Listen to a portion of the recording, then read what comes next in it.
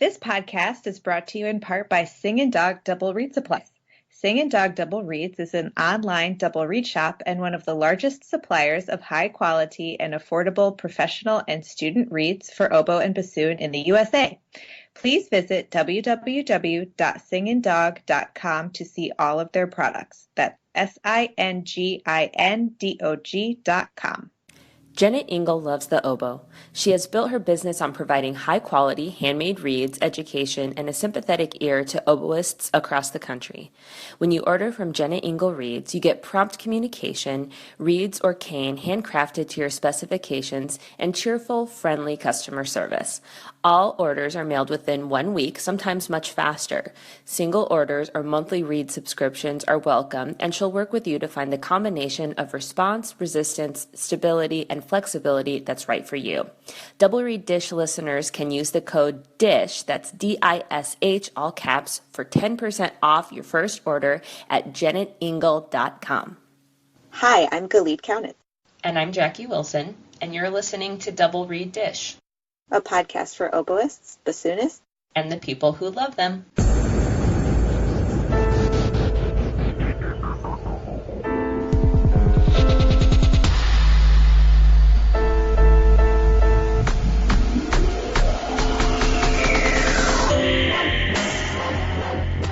Hey, Galit, welcome to episode 19. Woo!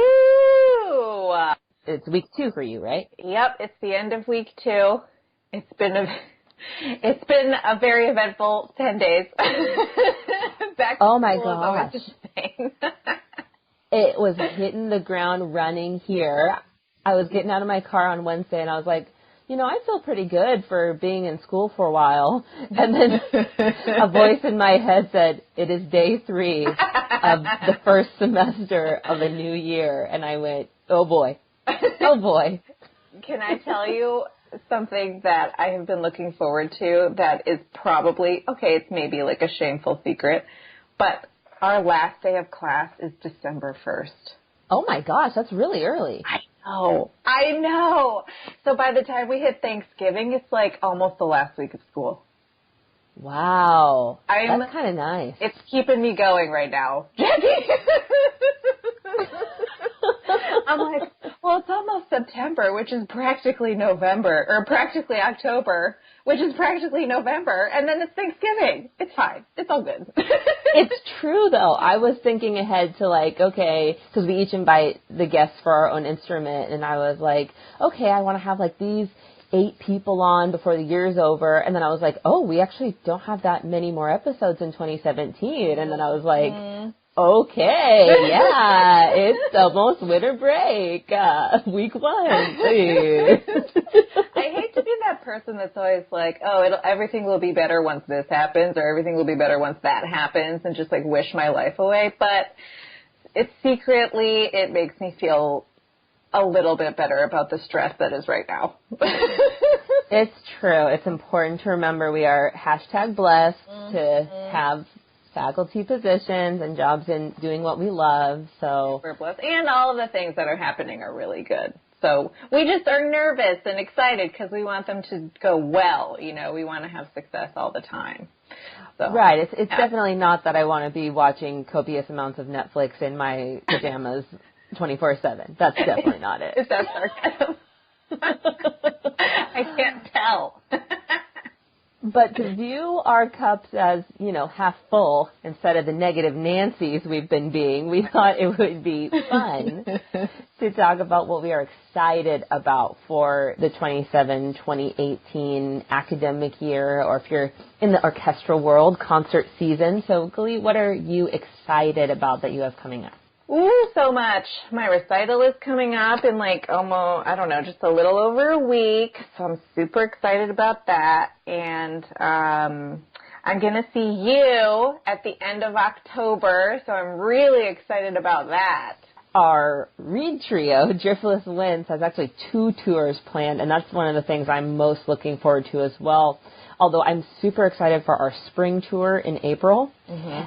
Because we are so sneaky that we just happened to decide that the places we needed to tour in the spring would coincide with us getting to hang out and have fun with friend of the podcast, Dan Schwartz at University of Oklahoma, and my best friend, the Sheldon to my Amy, Thomas Dickey, who is director of orchestras at Oklahoma State. Oh, my God. And so it's just such a coincidence how that all happened to work itself out. Let's just pull up a map of the United States and randomly put our finger down on one state.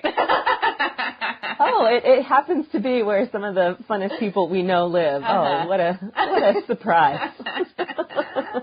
What else are you looking forward to this year? Well, in a couple of weeks, I have a recital with two of my colleagues. We're calling it Music for Three, and it's a recital entirely of trios for bassoon, clarinet, and piano, which is a combination that I really love and has some, well, I was about to say it has some great repertoire, but 2/3 of what we're doing are transcriptions, so maybe I shouldn't say that. But we're doing the Beethoven Opus 11, and we're doing the Muchinsky Fantasy Trio. I love Muchinsky. Yeah, it's a really cool piece. And then we're doing the Glinka Trio Pacifique. Oh, nice. Yeah, so it's just this fantastic repertoire, and I love collaborating with them. So I'm really excited about that. That'll be very cool. That's awesome. You reminded me, I'm doing a quintet recital at the end of September. With all this other recital stuff, it's sort of been on a different burner in my mind. But yeah, we're doing a faculty quintet recital at Southern Miss of American composers. Oh, that's super cool. Who are you programmed? Yeah, Jenny Brandon, Five Frogs, the Runnels Quodlibet, which is really fun and kind of like a brain twist because it incorporates all of these famous excerpts for all of the instruments, but in slightly different time signatures. And keys, so that it like can run together as one piece. So playing the English horn solo from William Tell, but on oboe and in duples instead of triples. Wow. Yeah, it's really cool. And then a bunch of other stuff that I am blanking on right at this very moment. Well, and I just remembered, of course, I have Barrio in February. So yep. Who could forget? Yes. Anything non-musical, like any cool trips that you'll be taking or anything like that? Not so much. Usually we go visit family twice a year in the wintertime and then in the summertime. So we try to do that, consistently. So going to North Carolina and Michigan, we usually drive. I know. Yeah. Well, I asked because I have a cool trip and I want to tell you about it. Jackie, do you have any fun non-musical things that you're excited about for this year? Funny you ask. So from the time I was like 18, it has been number one on my bucket list to go see and hear an opera at La Scala in Milan. Oh, my God.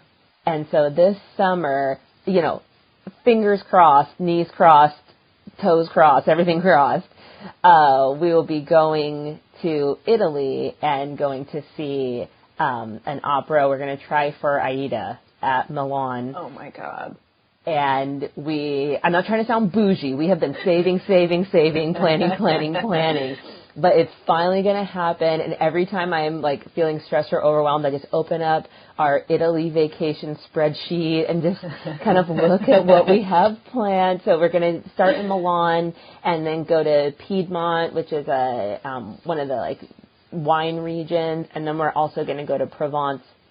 But obviously the most thing we're nervous about is getting those tickets because La Scala tickets can be, hard to come by. And so we've already got our calendar set and we're going to have to get up at like 4:30 in the morning here to like be ready to buy the tickets. But I'm so excited. If any of our Italian listeners have any like La Scala hacks or anything, I want to hear them.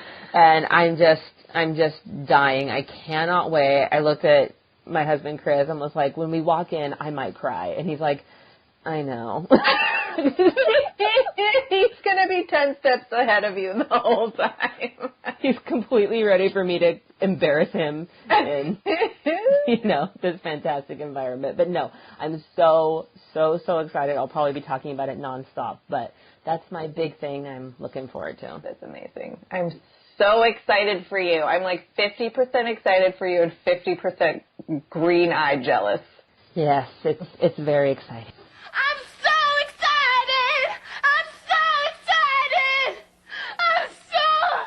So my shout out is a book that I have been diving into for a class that I'm teaching called Writing About Music.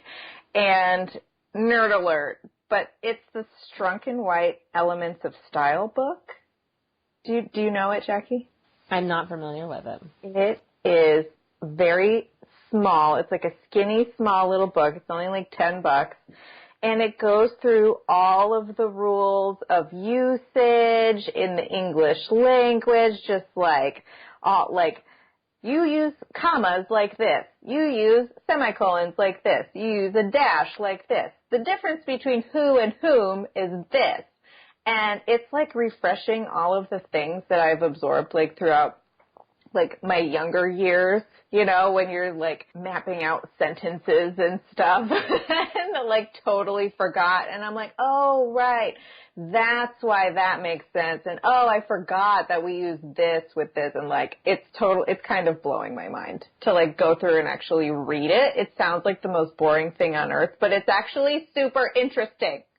Wee-oo, wee-oo. We got a nerd alert.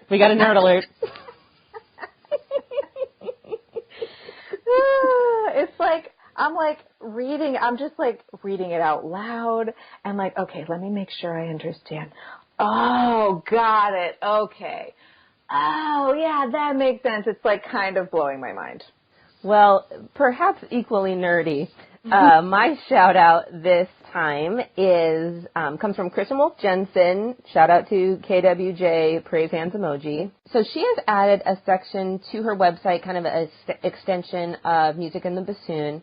The web address is bassoon.music.utexas.edu/instructional/the- Hertzberg Caymans read making method, or we'll put a link to it in the episode, or just Google UT Austin Bassoon, and you can get there through the studio website under instructional.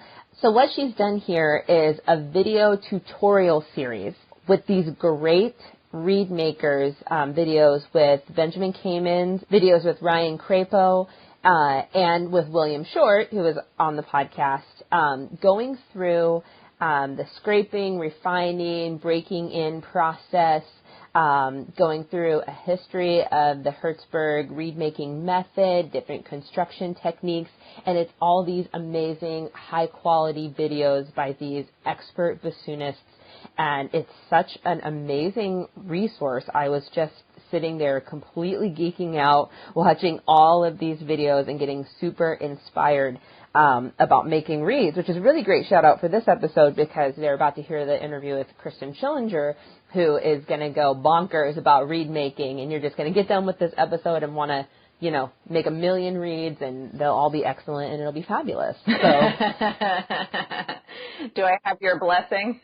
Yes, I fully endorse. So make sure to check out these videos. It's really cool, and it's just, amazing, these resources that are being put out for us all to benefit from.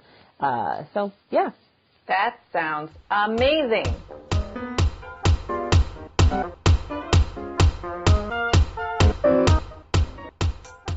JDW Sheet Music is an online store that specializes in original chamber pieces for wind instruments. The website offers a variety of music transcriptions of composers like Debussy, Bach, Piazzolla, and Rachmaninoff. Owner and arranger Jessica Wilkins has produced over 60 chamber music arrangements featuring oboe and bassoon. Jessica's works have been performed at colleges across the country, as well as the 2015 IDRS conference in Tokyo, Japan. For access to the entire JDW Sheet Music catalog, visit www.jdwsheetmusic.com. Since day one, Genda reed knives have been the highest quality and the sharpest reed knives on the market, and Genda Industries has been a driving force in educating double reed players on how to sharpen and maintain their reed knives, since it is the single most important tool in our reed making kit. Now, Genda has launched a full line of sharpening equipment to meet your sharpening needs. They are offering a wide variety of full-size and travel-size sharpening stones, strops, and compounds that can be utilized in the studio, the music hall, or on the go, and will make your sharpening better. You've got a good reed knife, now it's time to start using good sharpening equipment. Add the code DRDGenda, all caps, no spaces, at checkout and get 10% off any Genda reed knife, maintenance kit, reed knife sharpening book, cutting block, and reed tool roll. Visit them at gendaindustries.com. That's JENDEINDUSTRIES.com. Oh, and they're more than just reed knives.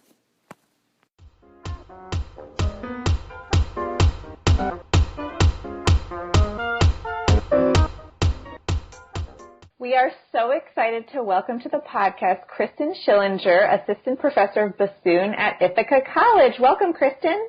Thanks. I'm so happy to be here. We'd love to start by asking you, it's sort of a broad question, but if you could introduce yourself to our listeners and talk to us about your training, educational journey, and how you got to where you are today.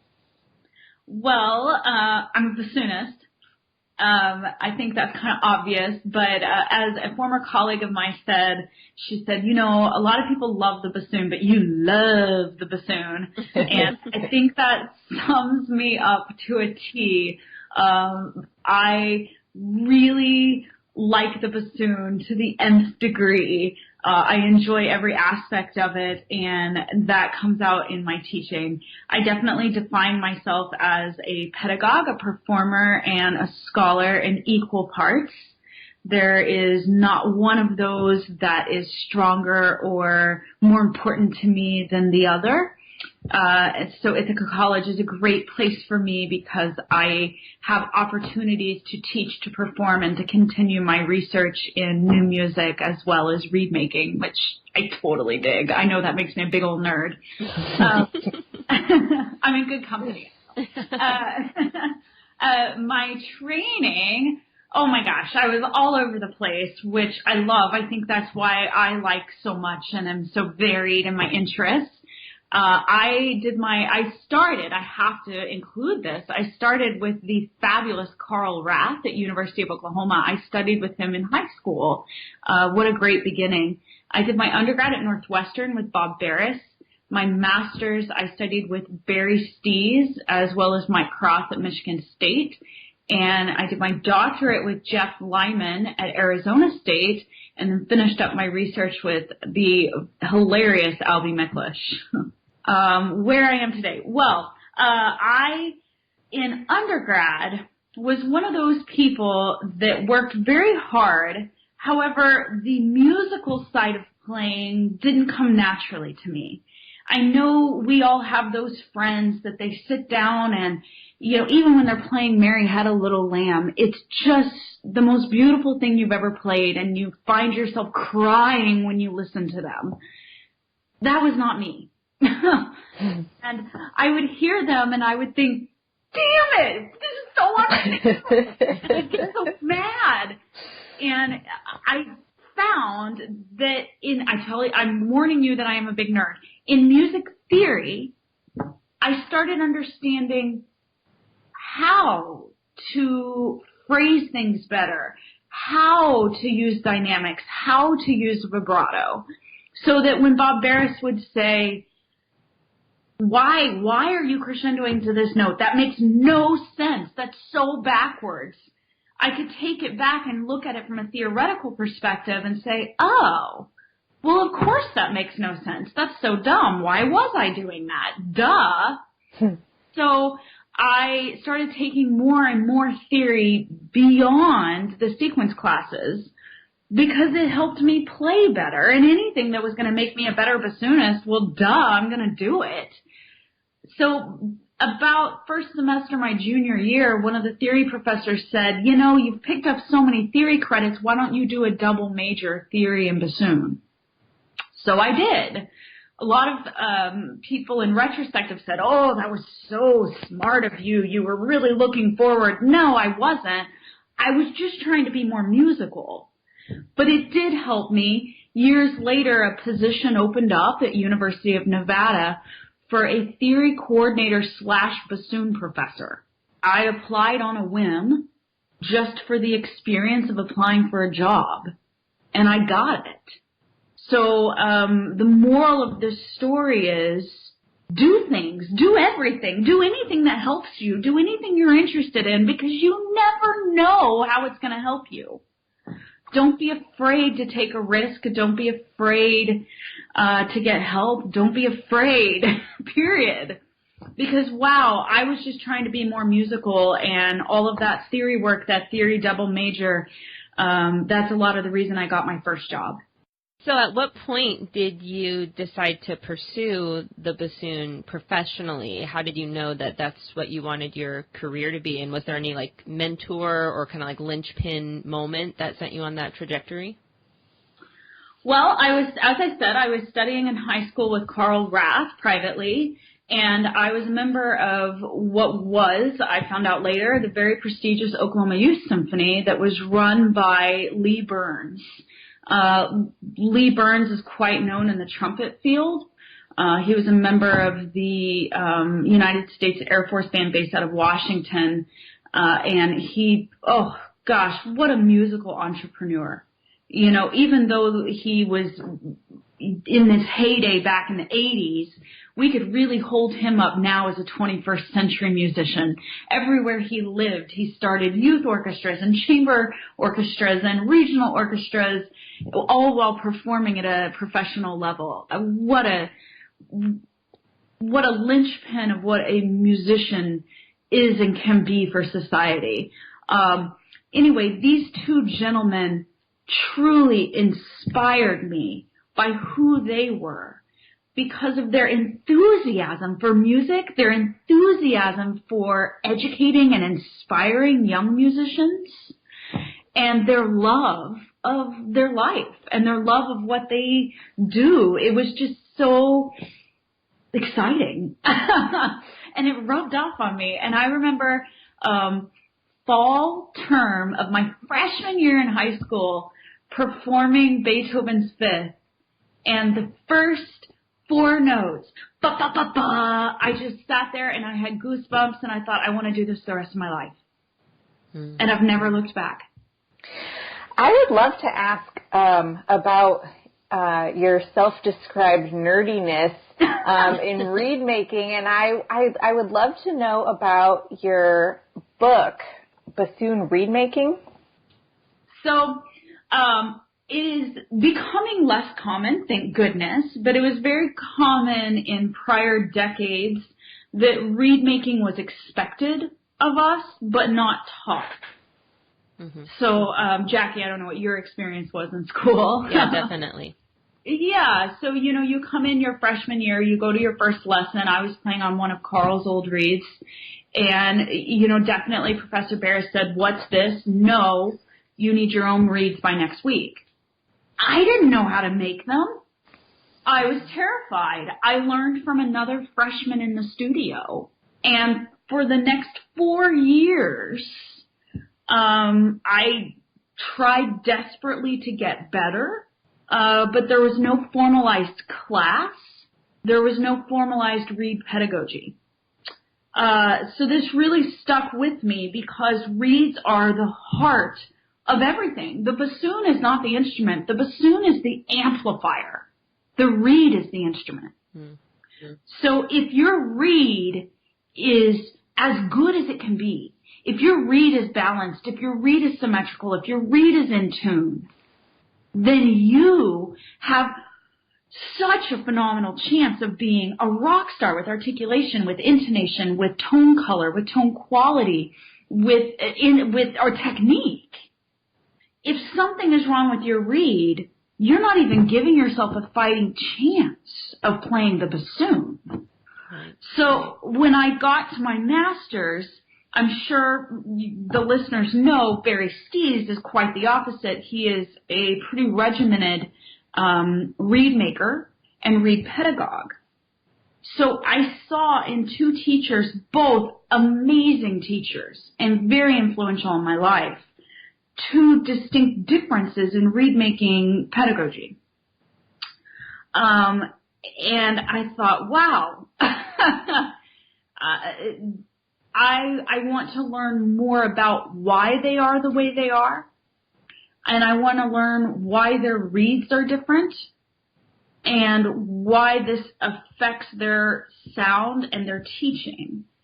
Then in comes Mike Croft with yet a third way of teaching and yet a third reed style. So definitely the influences of my teachers shoved me down the path of studying reed designs and reed making and reed pedagogy.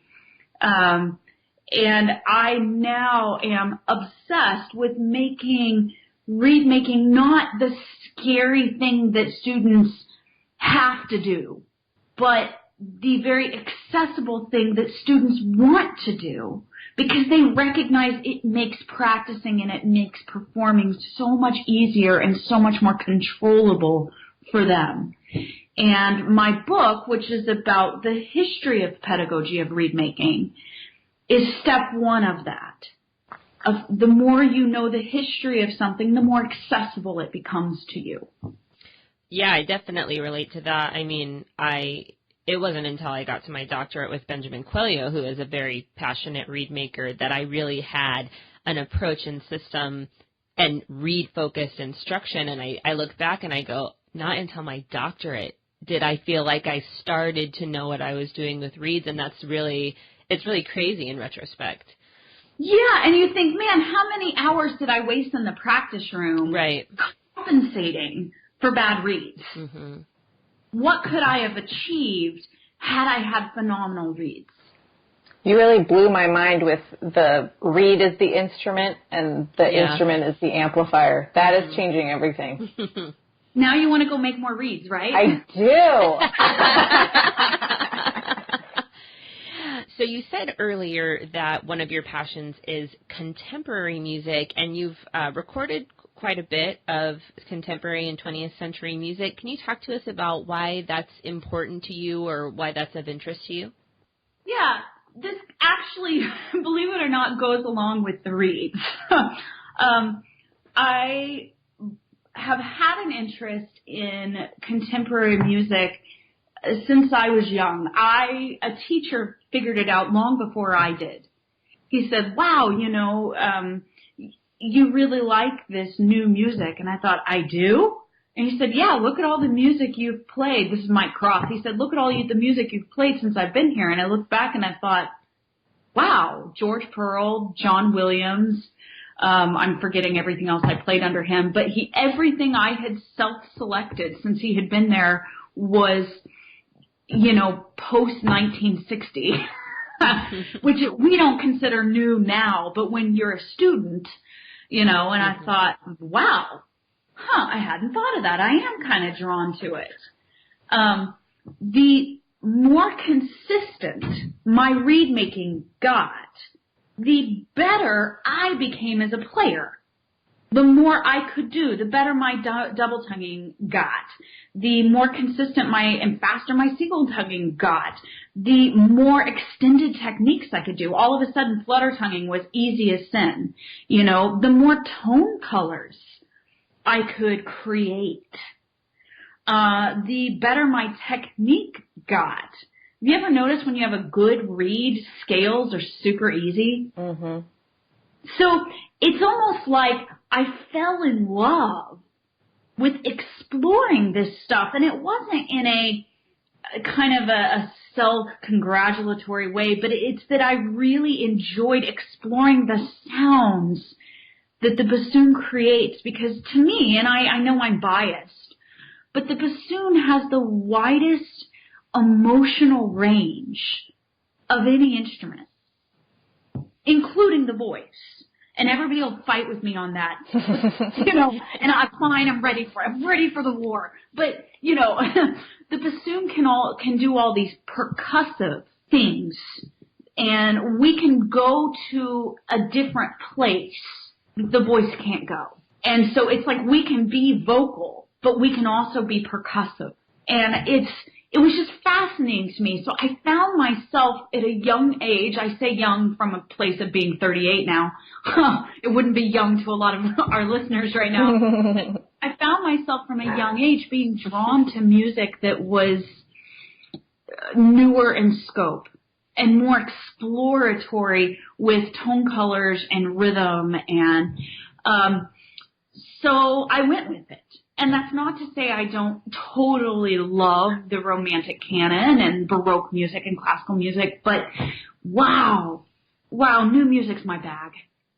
I just love pushing the bassoon and pushing myself and putting music to places that words can't go.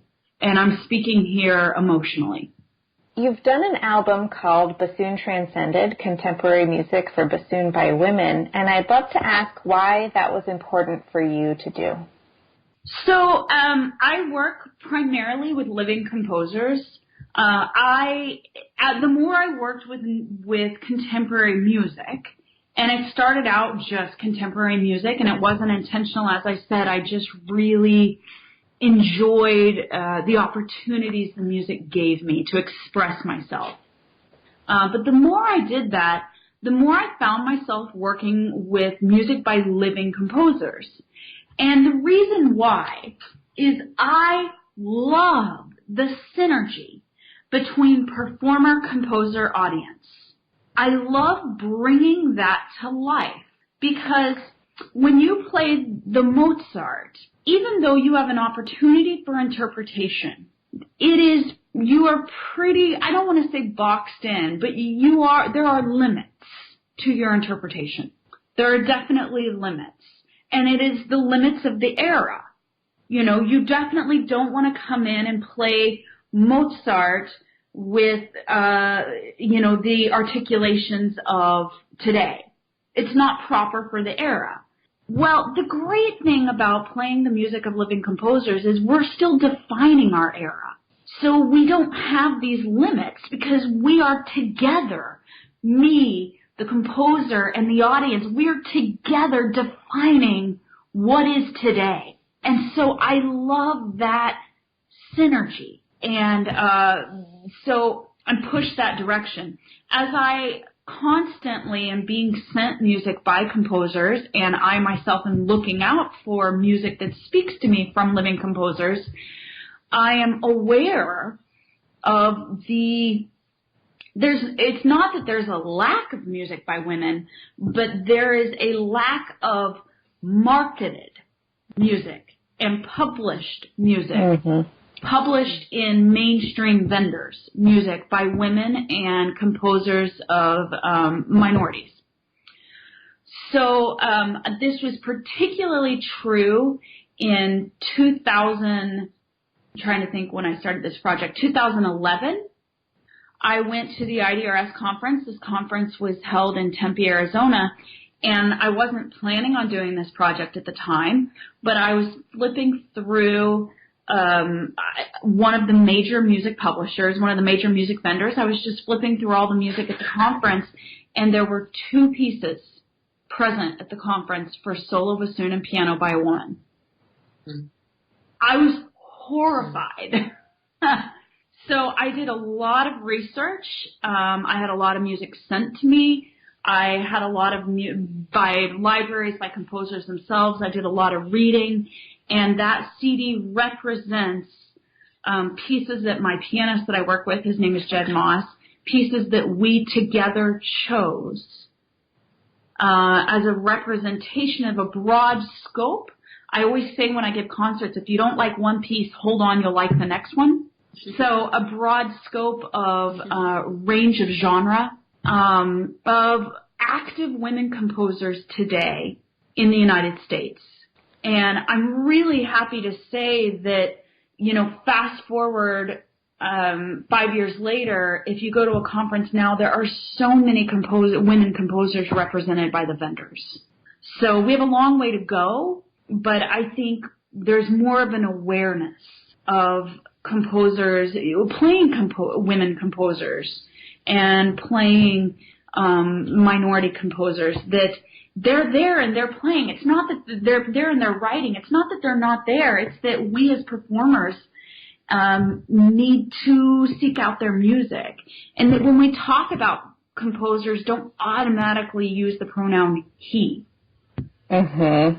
Just be aware that there's fabulous composers out there of every stripe. So one of the things our listeners really respond to is when we ask our guests about this more human side of being a musician and ask them to either talk about their experiences with or give advice about how to address things like imposter syndrome, self-doubt, performance anxiety. That seems to be what a lot of our especially student listeners are dealing with, and we get a lot of feedback when we have things to offer in that regard. So do you have anything to offer our listeners about your experiences with that? Student listeners, my gosh, I think this stuff is relatable to all of us. Amen. I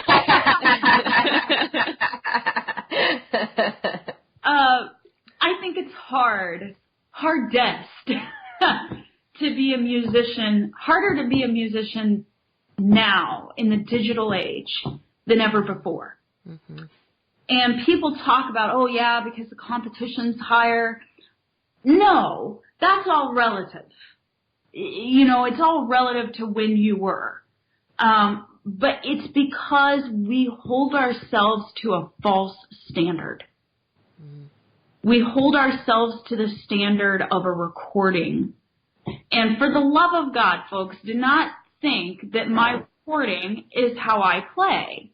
Do not think that anybody's recording is how they play, because a recording has been edited and re-edited multiple times. And this is why attending live concerts is crucial. Mm-hmm. And it's not so that you can hear people's mistakes, but it's so that you can start to adapt and grow an objective ear for yourself. You'll never outgrow imposter syndrome. I think that all of us deal with that too, and you guys can break in. I think all of us at some point deal with that of, oh man, how am I going to sound like a total hack on this interview? Are people going to listen to me and be like, oh, she sucks. What a crackpot, I think that we all deal with that. For me, when those feelings creep in, I constantly have to stop and say, what is my mission? Why am I here? Why am I doing this? I'm doing this interview because I fully believe that my past and my passion and my enthusiasm and my love for bassoon can help others, it can help students, can help other professionals believe and know that they have something to offer the world, and can inspire them to know that love and passion and hard work, it fuels the world, and that music is not. My sister works for the airline industry, and sometimes I get all frustrated and stressed out, and I have to remember the decisions I make on a daily basis, they do not control billions of people flying around in airplanes around the world. I play, at the end of the day, I play the bassoon, and I hope to inspire people, and I hope to make the world a better place through music. And some people will be inspired and others won't. And that's that.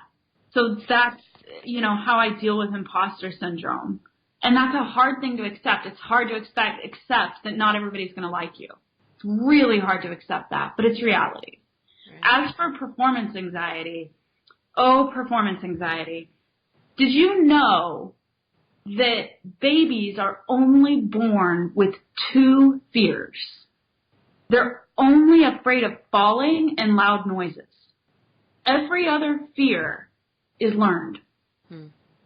So I feel like it's my job to help students get back in touch with the absolute giddiness of playing bassoon for the first time. None of us got into this because we were afraid. We got into this because bassoon is the freaking best instrument that was ever created by God. It's amazing. You know? So it's my job to help them get back to that raw enthusiasm and to help find a sense of control over the fight or flight syndrome that kicks in. Obviously, performance anxiety, any sort of anxiety is mental, but it has physical ramifications. And the more that we can help you have control over the physical, the more you can control the physical, the more the mental will start calming down, right? So in a safe environment, and the key word there is safe environment, I like to recreate all the physical symptoms. So my students know it's safe, it's in my office. But we'll sit there and have a conversation, sometimes in a group, sometimes one-on-one. It depends on the anxiety level of the student. We'll have a conversation about, okay, when you're nervous, when you're on stage and you're performing a piece or you're in a jury, what happens to your body? Oh, we'll make a list. Oh, my heart is pounding. My fingers get cold. My vision gets blurry. My mouth gets dry. Any of these sounding familiar? No, not at all. I don't know what you're talking about. It's like all of them. My feet get sweaty. My legs get shaky. So we'll make a whole list of them. And then one by one, we'll recreate them. And then we'll start recreating them in pairs. So I'll start with my hands get sweaty. So I'll put the bassoon in a stand, and I'll literally put a wet sponge on my students' hands and then have them pick up the bassoon and play without stopping. Or they'll say, my hands get cold, so I have an ice pack in my office, and I'll have them pick up the ice pack and play the bassoon.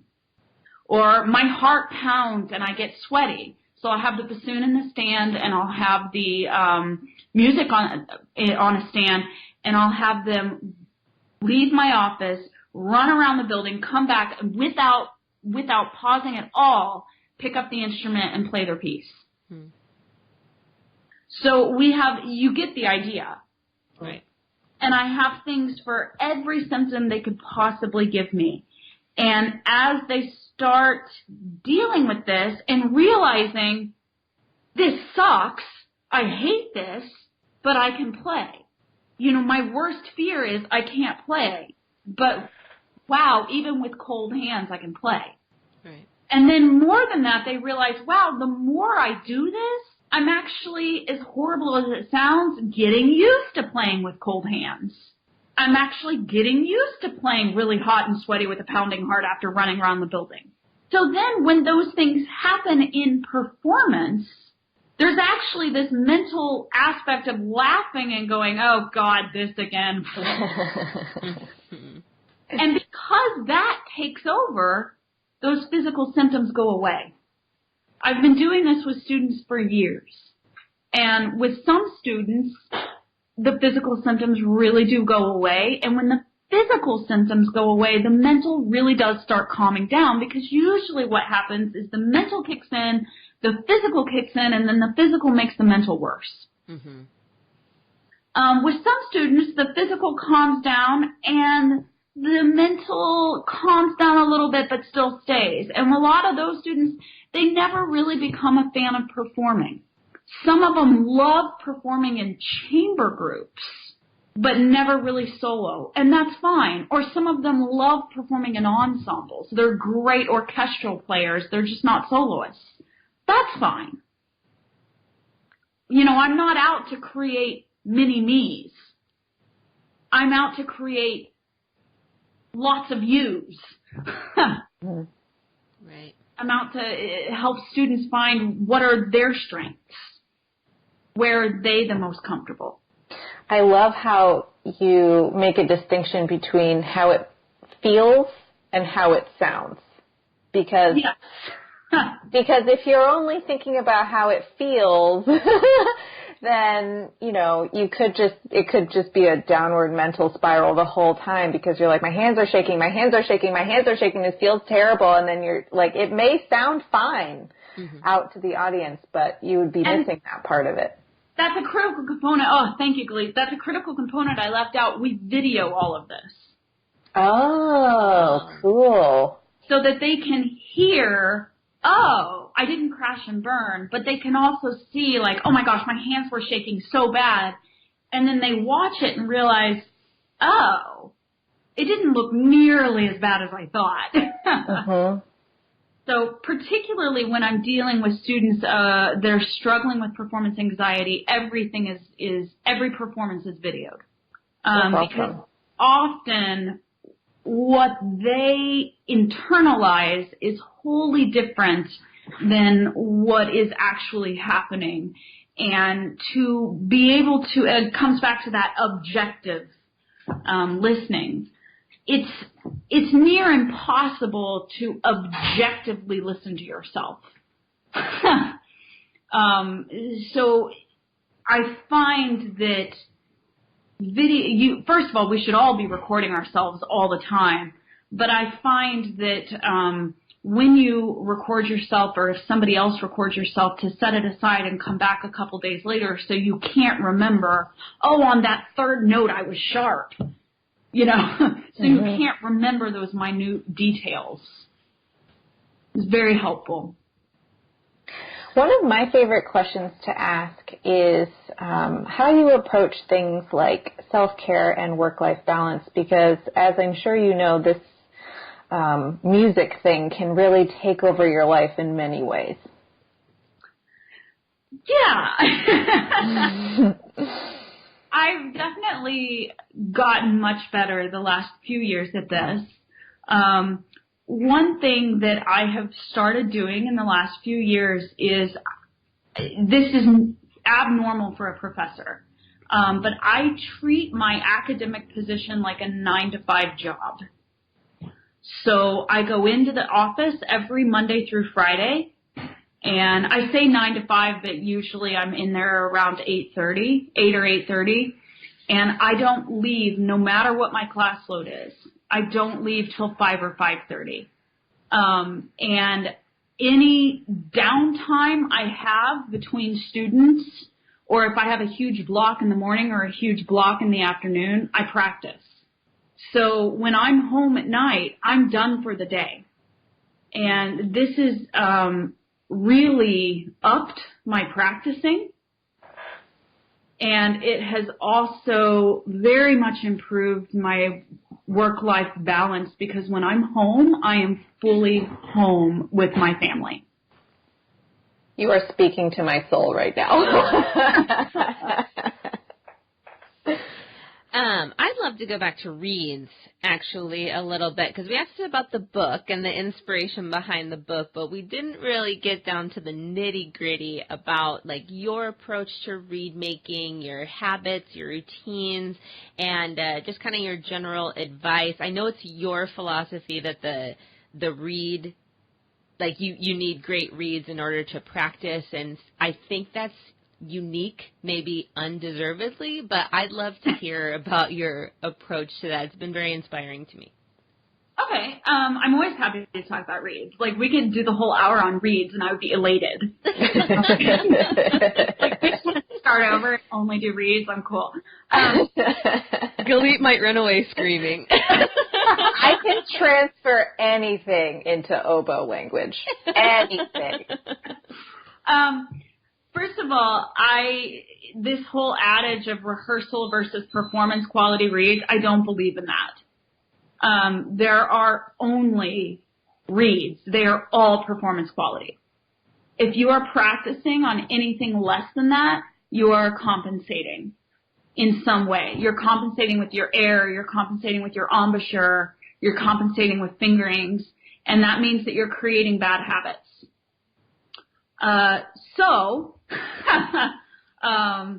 That means that I always have reeds in every state. I always have a case full of finished reeds that are highly consistent. They could be, one of the tricks I do when I give reed lectures, I go to schools and give reed lectures all the time, is I go down the row in my case and play one reed after another so that the students can hear how interchangeable they are. The only difference in them is the cane, ideally, because every piece of cane is different. And I like that. You want that because, of course, right now, morning, it's quite chilly out here. It's low 50s, and by the time we get to afternoon, it'll be mid-80s. Sorry, I know you're jealous. So I'll probably end up playing on two different reeds. However, so there's only one type of reed. I always have, for me, this is all my opinion, I always have finished reeds. I always have a stockpile of blanks. I always have mummies, which is what I call reeds wrapped in string that are drying. And I always have cane soaking. I know a lot of people make a ton, I will addendum that to be a crap ton of blanks in the summer. But for me, personally, living in a region with 4 seasons, I like to play on reeds that were made in the season. So right now I'm playing on summer blanks, and I will then play on fall blanks, winter blanks, et cetera, et cetera. Do you have solstice reed parties? I've tried to get my students to stockpile blanks like this. Like I've tried to let's have blank making parties, and they don't do that. So how do you approach, like, if you have your case of, like, we call them A reeds, maybe. What is your philosophy on those, like, B reeds? I don't have that. Like, literally, I work to a point of consistency so that they are interchangeable. And what may be an A reed today may be a B reed tomorrow. They're that consistent. Okay. Yeah, that makes sense. And I work on that consistency through a process of extreme cane selection. I process my own cane, which is very normal, I know, for oboe players.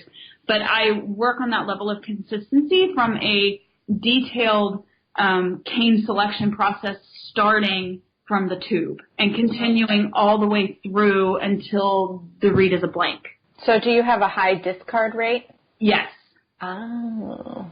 Yeah, I have a really high discard rate. However, I have a really high turnout rate, like in the probably 85-90%.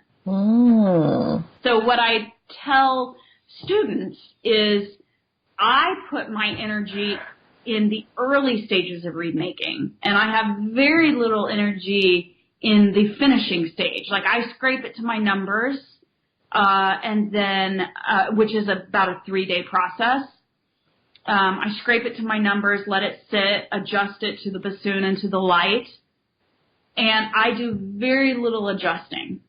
So do you look for like very similar density and hardness for even to start scraping on it for it to get past that point where you say, yeah, I'm going to work on this piece of cane? Yes. Oh. Yeah, it makes a lot of sense. Yeah. So I do a lot of work in the beginning, and I actually really enjoy it. I turn on Netflix, and my dog curls up. He knows what I'm doing now, so when I bring down all the tools and the cane, he just curls up and sleeps on my lap. And so we have a little party and watch Netflix and get it done. What repertoire or resources stick out in your mind as great teaching tools? Well, this will come as no surprise to you, but I really think one of the best resources that we have in our community is the double reed community itself. I think that, and I hope your podcast makes this change, but I think students are often very afraid to reach out to professors and to reach out to orchestral players.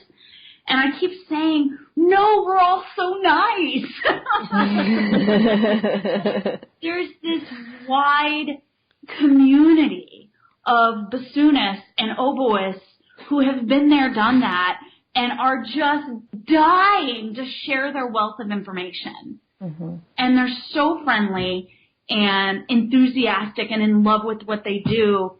And I have found anytime I have reached out with a question or a concern or a, hey, want to work on this together, everybody's like, heck yeah, let's go.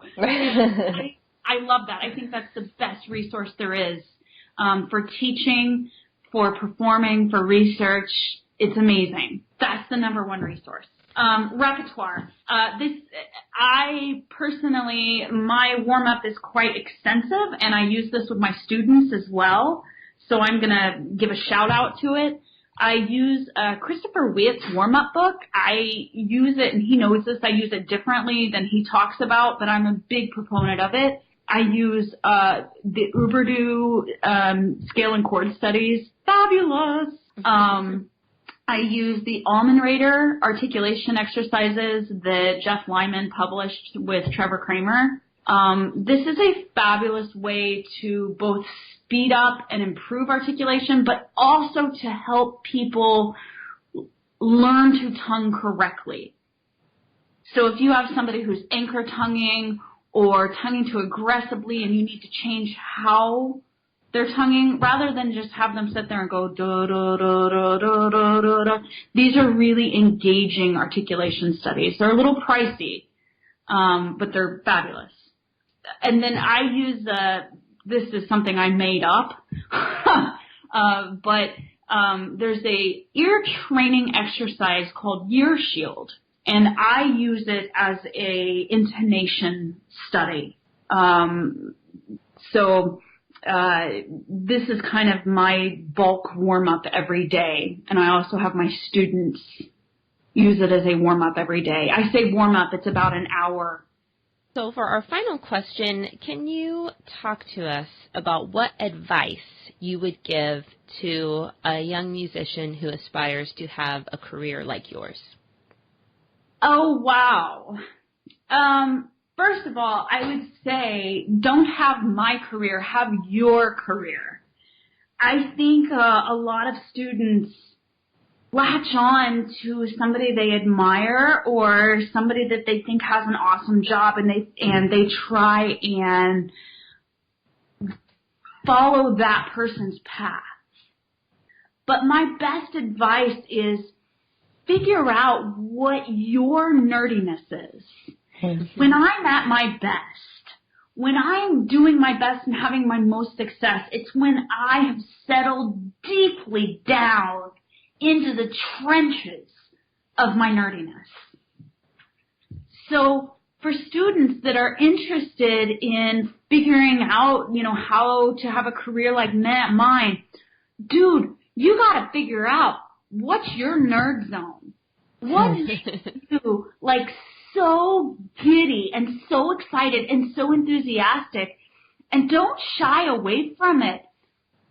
Throw it out there, put it on a t-shirt, wear it proudly, and then find mentors that will help you be you.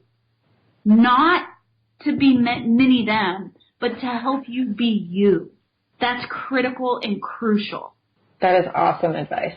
Oh, it was so great to talk to you, Christin. Would you tell us what fun, exciting projects you have coming up and where our listeners can find you on the internet?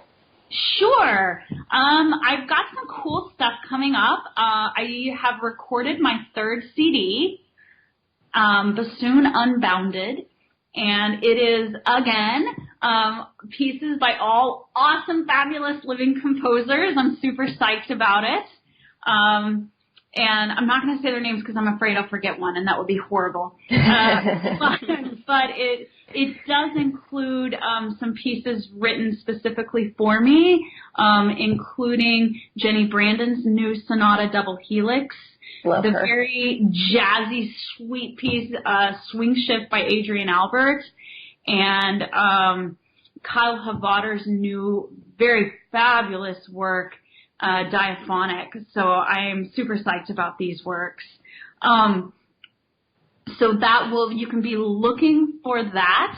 Hopefully it'll be out by December. I will be on tour with those works and more in Texas in October for all you Texas listeners.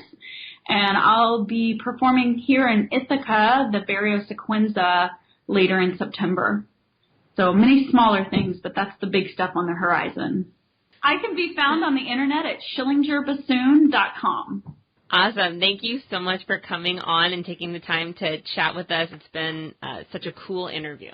Oh, thanks for having me. This was so much fun. I can't wait to meet you, Galit, and to see you guys in person again. Oh, totally, 100%.